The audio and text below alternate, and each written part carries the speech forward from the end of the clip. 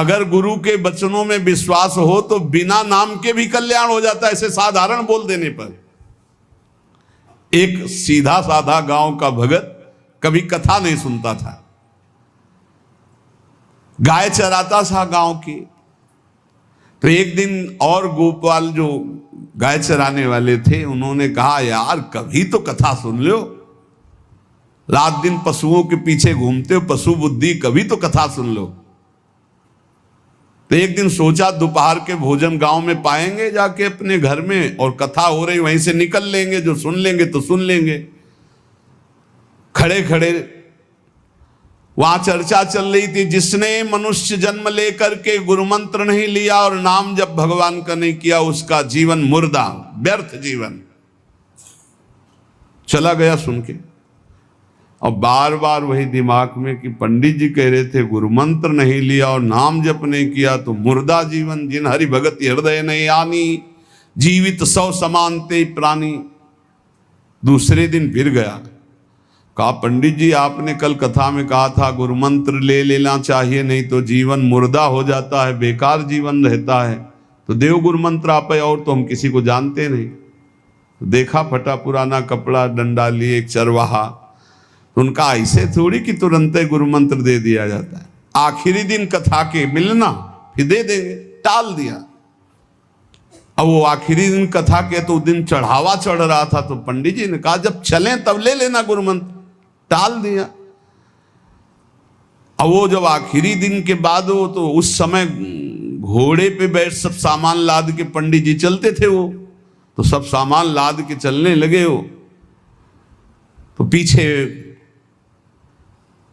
पंडित जी आप जो कह रहे थे कि गुरु मंत्र देंगे, आप गुरु मंत्र दे दीजिए।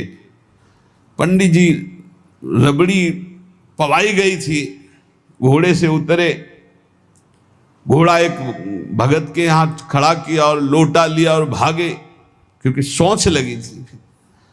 अब वो भगत किसान आदमी, गांव का गंवार आदमी पीछे लगे, पंडित जी अरे गुरु मंत्र दे दो, कितने दिन से टहला रहे हो आप। अरे उनका यार मतलब सोच का पैसा, तू गुरु मंत्र की बात कर। अब वो पीछे लगा कि अब हम नहीं जाने वाले, आपने सब सामान लाद ली थी, भगवान की कृपा कहो कि आपको सोच लगी आई, नहीं तो आप हमको तो गुरु मंत्र ही नहीं देते, हम आपको नाम पर विश्वास की बात। पंडित जी तो दात गपोचन, जय गुरुदेव की जय गुरु। वो दबकाए है दात गपोचन, एकदम मूर्ख आदमी, तो सोच। तो वो प्रणाम कर लिया, जय गुरुदेव, धत गपोचन धत गपोचन। जपना न राधा न कृष्ण न राम न हरि। घर आया, बोले आज से गाय चराना बंद। बोले क्यों? बोले गुरु मंत्र मिल गया, अब हम भजन करेंगे, हमारा जीवन मुर्दा नहीं रहेगा, अब जीवन सार्थक रहेगा। और मेहनत करने वाला आदमी, गाय चराने वाला आदमी, अब शुरू हो गया बैठ के धत गपोचन धत गपोचन। अब इसमें न कोई भगवान नाम है, न कोई मंत्र है, न प्रणव है, न नमो नमः, कुछ नहीं। गांव के लोग, घर के लोग बोले कि यार 50 गाय चराता था, पता नहीं कौन सा हम लोगों का पाप उदय हुआ कि कह दिया कि कथा सुन लेना। अब वो गाय चराना भी छोड़ दिया, अब गपोचन शुरू हो गया। अब उसकी ऐसी लगन लगी, सहज सरल भोले जो होते हैं ना, हरिवंश महाप्रभु कह रहे हैं, मुनि मन ध्यान धरत नहीं पावत, करत विनोद संग बालक भट, दास अनन्य भजन रस कारण, जैसे हित हरिवंश प्रगट लीलानट। लालजू महाराज बड़े बड़े मुनियों के ध्यान में नहीं आने वाले, बड़े विनोदी। रुक्मिणी जी से कहा तैयार हो, भगत के दर्शन करने चलना है।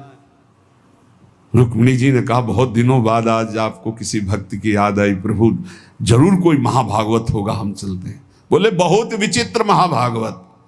चले, साधारण वेश में चलना है। जब गांव में गए, उस भगवान तो सर्वज्ञ ही है, उसके घर के दरवाजे में बैठ गए और रुक्मिणी जी से कहा कि पहले तुम मिल के आओ भगत के, फिर हम मिलेंगे। रुक्मिणी जी ने कहा हाँ ये उत्तम बात है, पहले हम उनको दर्शन दे के और दर्शन करके आती हैं। तो आंख मूंदे ऐसे, न खाना न पीना धद गपोचन।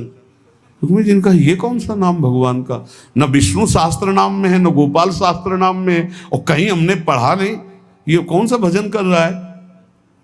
कहे किसका भजन कर रहे हो, चुप रहा। फिर किसका भजन कर, 2-3 बार तो गुस्सा के आंख खोला, देखा कोई स्त्री, तो बोले तुम्हारे खसम का भजन कर रहे हैं, और किसका कर रहे हैं। वो रुक्मिणी जी आ गई, बोले बहुत जानकार भगत है प्रभु द्वारिकाधीश से कहा बहुत जानकार भगत है। बोले क्यों, बोले हमने कहा कि किसका भजन कर रहे हो, देखो हम इतना छुप के गई थी, लेकिन वो पहचान गए, वो कह रहे तुम्हारे खसम का भजन कर रहे थे। अब भगवान ने कहा हाँ तभी तो हम आए भगत जोड़ कर। बोले प्रभु आप दर्शन बाद में करना, जाके पहले हमारा प्रश्न बता, प्रश्न का उत्तर दे दो कि आपके विष्णु सहस्त्र नाम, गोपाल सहस्त्र नाम, बहुत से नाम हैं, ये नाम तो हमने कभी नहीं सुना। भगवान ने कहा ये नाम हमको तो बहुत प्यारा है। बोले आपको कब, मतलब ये कब कैसे नाम रखा गया। बोले बहुत प्यारा है, हमारा ब्रज का रखा हुआ नाम है, ब्रज में मैया ने रखा था। कैसे रखा था।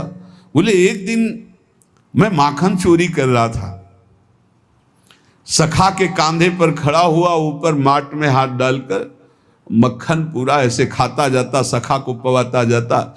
इतने में मैया और गोपी जन आ गई। एक कन्हैया ये क्या कर रहा है। अब हमने देखा कि फंस गए। हमने कहा कि मैया हमें बहुत भूख लगी थी और देखा कि इसमें चींटी चढ़ी हुई है, तो हम चींटी निकाल रहे थे। तो बोले चींटी कैसे निकाल रहे थे, यहां पूरा हाथ सना हुआ है तुम्हारा चींटी।